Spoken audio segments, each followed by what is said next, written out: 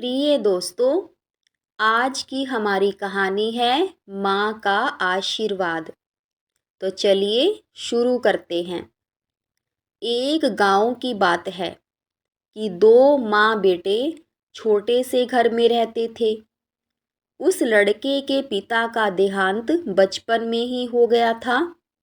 दोनों माँ और बेटा एक साथ रहते थे। माँ गांव में छोटे मोटे काम करके घर का गुजारा चलाती थी। एक दिन उस लड़के के मन में यह विचार आया कि वह अब कमाने लायक हो चुका है। माँ भी अब बूढ़ी हो चुकी है।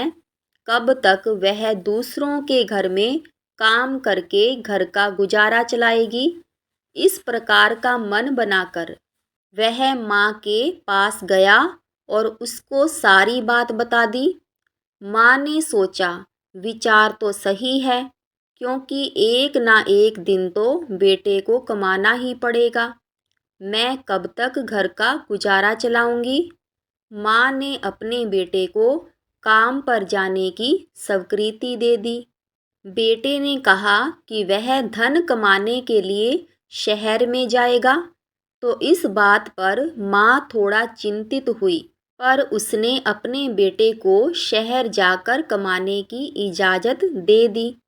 रास्ते में बेटे को भूख ना लगे, इसलिए माँ ने कुछ खाना पीना बांध दिया और अपने बेटे को देते हुए कहा कि बेटा, याद रखना कि मेरा आशीर्वाद तेरे साथ हमेशा रहेगा।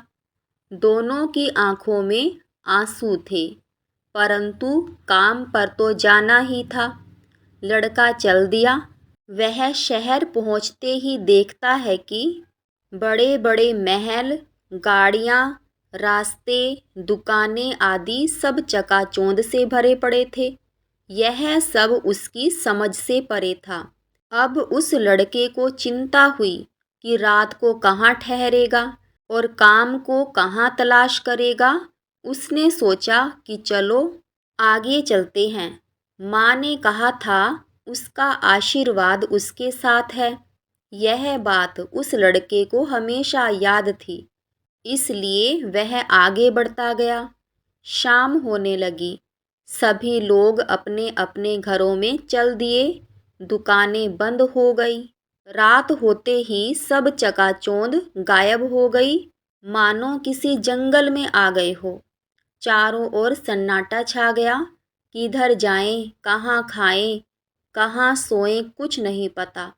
वह लड़का यह सब सोच ही रहा था कि एक व्यक्ति हाथ में लाठी लिए वहाँ से गुजरा और उसने लड़के से पूछा, अरे लड़के, कौन है तू?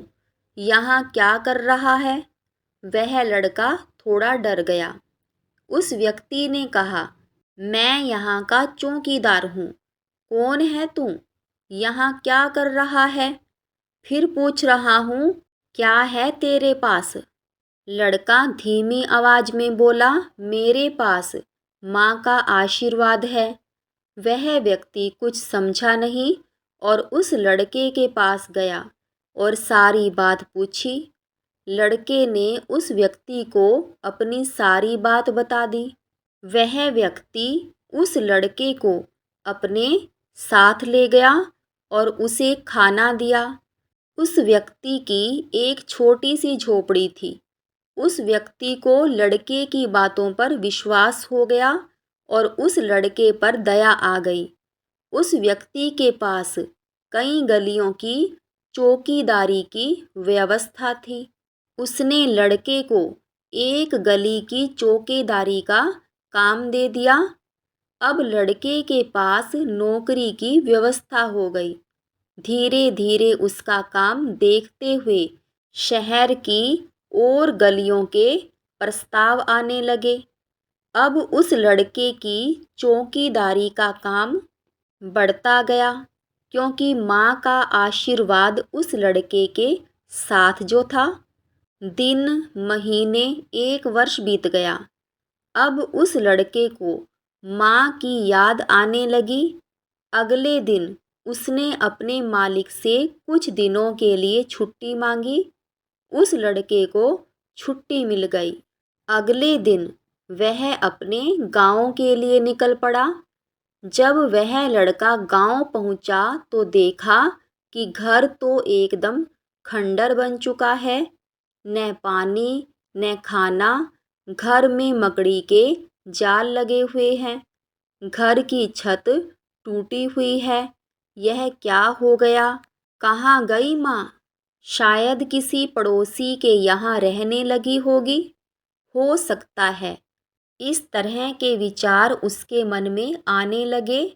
तब उसने गांव के एक व्यक्ति से पूछा कि मेरी माँ कहाँ है। तब उस व्यक्ति ने कहा कि तुम्हारी माँ का 3 महीने पहले स्वर्गवास हो गया। तुम यहाँ नहीं थे, इसलिए हमने उसका अंतिम संस्कार कर दिया। उस लड़के के हाथ से गठरी छूट गई और वह जमीन पर गिर गया और रोने लगा कि माँ, यह कैसे हो गया? धन कमाने के चक्कर में मैं तुझे देख नहीं पाया। क्या करूं? कहाँ जाऊं? किस काम का है ये धन, जब माँ ही नहीं रही?